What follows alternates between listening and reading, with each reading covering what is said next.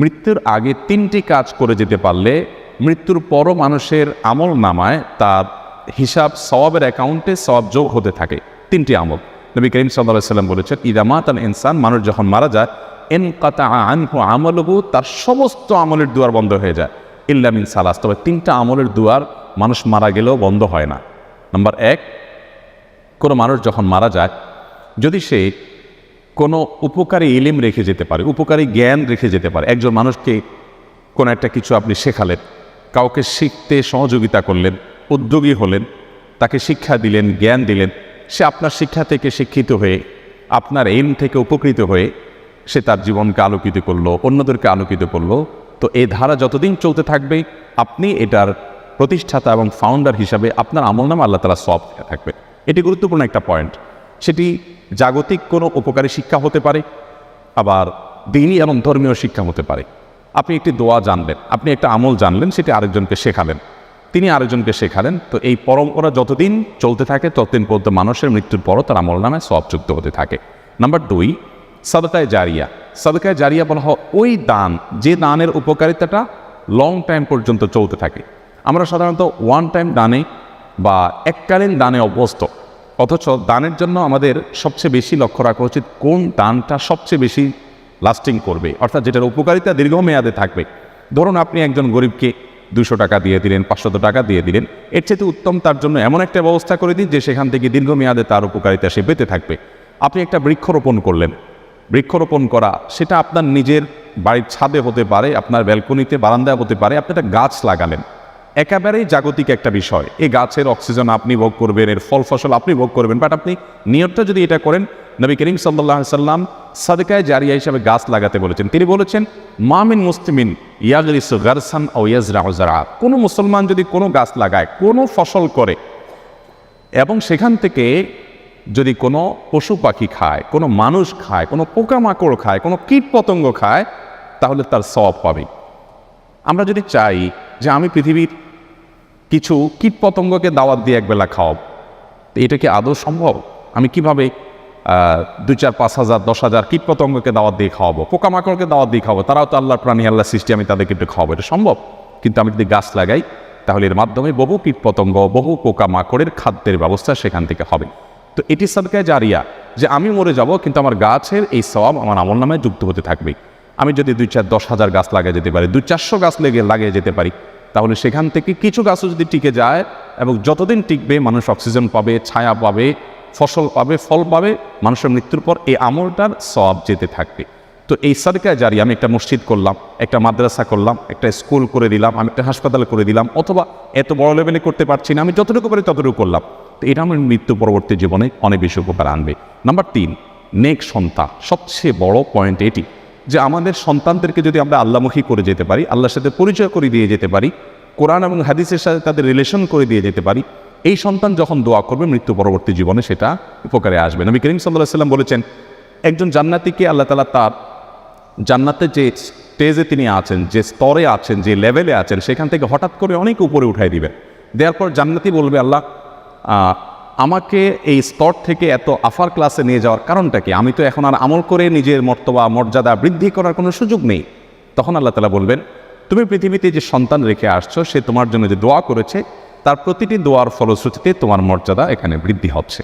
এই জন্য মানুষের নেক সন্তান বা সুসন্তান রেখে যেতে পারলে, তারা যদি মা বাবার জন্য দোয়া করে, সেটা অনেক বেশি উপকার আসে। আমরা আজকাল আমাদের মৃত আত্মীয় স্বজনের জন্য অন্যদের কাছে দোয়া চাই। অন্যদের কাছে দোয়া চাওয়া নিষেধ নয়, সেটা চাওয়া যেতে পারে, কিন্তু সবচেয়ে বড় কথা হলো সন্তান এবং পরিবারের সদস্যরা তারা দোয়া করবে, এবং তাদের দোয়াতে যে নিষ্ঠা থাকবে, তাদের দোয়াতে যে ঐকান্তিকতা থাকবে, যে আন্তরিকতা থাকবে, সেটি অন্য 10 জনের দোয়াতে কখনোই আসবে না।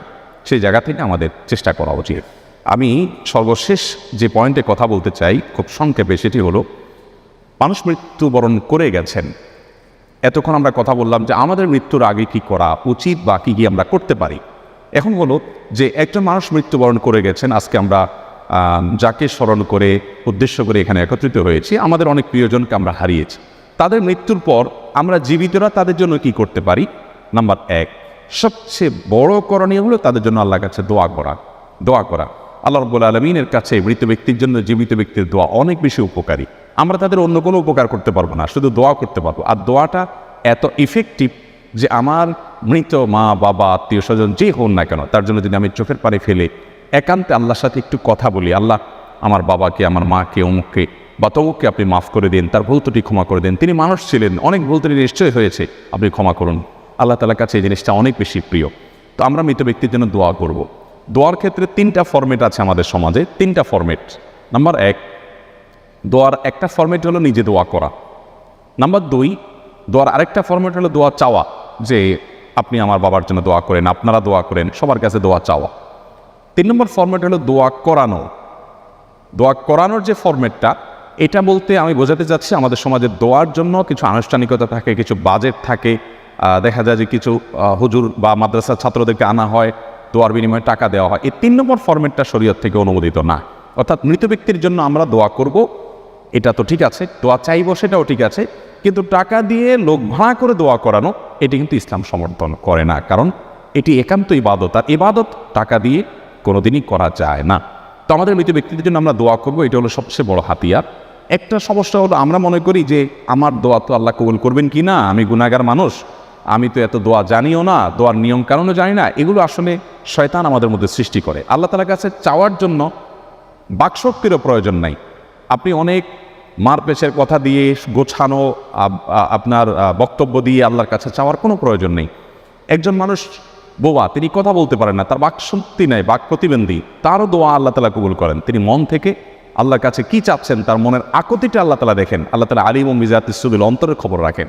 এজন্য আপনি খুব গুছিয়ে কিছু বলতে পারছেন না, আপনি শুধু চোখের পানি ফেলতে জানেন, মনে মনে আল্লাহর কাছে চাওয়াটা পেশ করেন। আপনি আপনার বাবার, আপনার মায়ের, আপনার আত্মীয় স্বজনের জন্য মাগফিরাত আশা করেন, ক্ষমা আশা করেন, নাজাত আশা করেন, মুক্তি আশা করেন, জান্নাত প্রাপ্তির নিশ্চয়তা আশা করেন। শুধু এই কথাটাকে আপনি নিবেদন করেন, দুরূদ পড়ে আল্লাহ তাআলার কাছে দোয়াটা নিবেদন করেন, ইনশাআল্লাহ আল্লাহ তাআলা দোয়া কবুল করবে। আল্লাহ তাআলা কোরআনে ঘোষণা দিয়েছেন, তোমরা দোয়া করবে, আমি দোয়া কবুল করবো। অতএব মৃত ব্যক্তির জন্য দোয়া করাটা হলো সবচেয়ে প্রয়োজনীয় আমল, যেটি আমরা চলতে ফিরতে, উঠতে বসতে, আনুষ্ঠানিকতা ছাড়াও করতে পারি। দোয়ার জন্য কোনো আনুষ্ঠানিকতার কোনো প্রয়োজন নাই। আপনি কর্মক্ষেত্রে আছেন, হঠাৎ আপনি নিরিবিলি বসে আছেন, আপনি মনের দোয়া শুরু করে দেন। আপনি হাত তুলেও দোয়া করার দরকার নেই, ওযু নাই, তাও আপনি দোয়া করতে পারেন। দোয়াটা এত সহজ একটা আমল, যখন আমরা সর্বক্ষণ আমাদের মৃত ব্যক্তিদের জন্য, আত্মীয় স্বজনের দোয়া করব।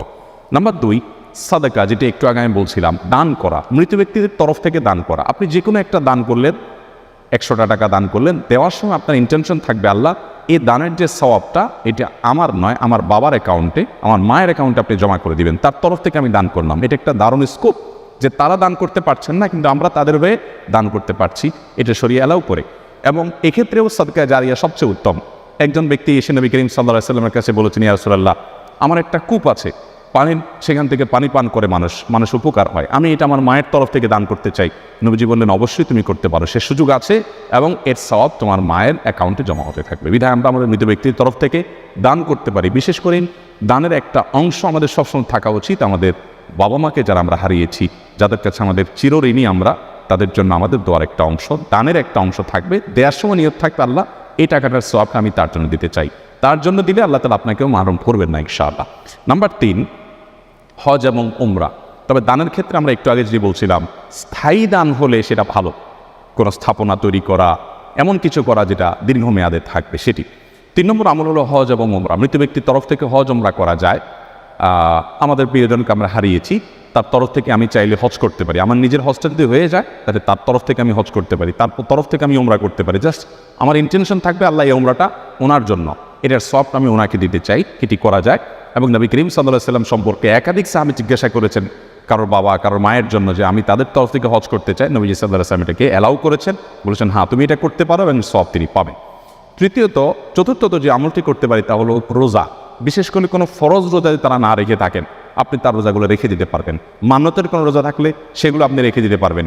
বুখারী এবং মুসলিম সহ বিভিন্ন হাদিস গ্রন্থ দ্বারায় মৃত ব্যক্তির তরফ থেকে রোজা রাখলে এটি তার উপকারে আসবে, সেটি প্রমাণিত হয়। অর্থাৎ তার তরফ থেকে আমরা রোজা রেখে দিতে পারি। নামাজের বিষয়টা নিয়ে স্কলারদের মধ্যে মত পার্থক্য আছে, যে আমরা 2 রাকাত নামাজ পড়ে তার সওয়াবটা তাদেরকে দিতে পারি কিনা। তবে কোরবানির বিষয়টি বিভিন্ন হাদিস থেকে সুস্পষ্টভাবে প্রমাণিত, যে আমরা কোরবানি মৃত ব্যক্তির তরফ থেকে করতে পারি। আমি নিজের কোরবানিটা করলাম, পাশাপাশি আমার মৃত আত্মীয় স্বজনের জন্য তাদেরকেও শরীক করলাম, তাদের পক্ষ থেকেও কোরবানি করলাম, এটিও করা যায়। তো এই আমলগুলো মোটামুটি আমরা মৃত ব্যক্তির তরফ থেকেই করতে পারি। আমি আমার পুরো বক্তব্যের সারাংশটা কয়েক সেকেন্ডে বলে দিচ্ছি। তিনটা কাজ বেশি বেশি করা। একটা হলো উপকারী ইলিম, উপকারী জ্ঞান মানুষকে সরবরাহ করা। দ্বিতীয় হলো সদকা জারিয়া, যেটার দানের স্থায়িত্ব থাকে। আর তৃতীয়ত হলো নেক সন্তান, ভালো সন্তান রেখে যাওয়া। এগুলো আমরা জীবিত থাকতে নিজেদের জন্য আমরা করে যাব এবং প্রস্তুতির অংশ হিসাবে করব। আর মৃত ব্যক্তির জন্য আমরা দোয়া করব, দান করব, বিশেষ করে সদকা জারিয়া। হজ আমরা করতে পারি, রোজা রাখতে পারি, সিয়াম পালন করতে পারি এবং কোরবানি করতে পারি। আল্লাহ তাআলা আমাদের সবাইকে আমাদের জীবদ্দশায় আখিরাতের প্রস্তুতি গ্রহণ করে দুনিয়া থেকে যাওয়ার তৌফিক দান করুন এবং আমাদের মৃত ব্যক্তিদেরকে আল্লাহ তাআলা ক্ষমা করুন, মাগফিরাত নসিব করুন। আজকে যে মহান ব্যক্তিত্বকে নিয়ে আমরা এখানে একত্রিত হয়েছি, আমি আবারও আমার আলোচনার শেষাংশে দিনের শেষ প্রহরে দোয়া কবুল হয়, আমরা প্রত্যেকে যার যার জায়গা থেকে দোয়া করি। আমি দোয়া করছি আল্লাহ রাব্বুল আলামিন তাকে তার জীবনের সমস্ত ভুল ত্রুটি মাফ করে জান্নাতুল ফেরদাউসের মেহমান হিসাবে কবুল করে নিন।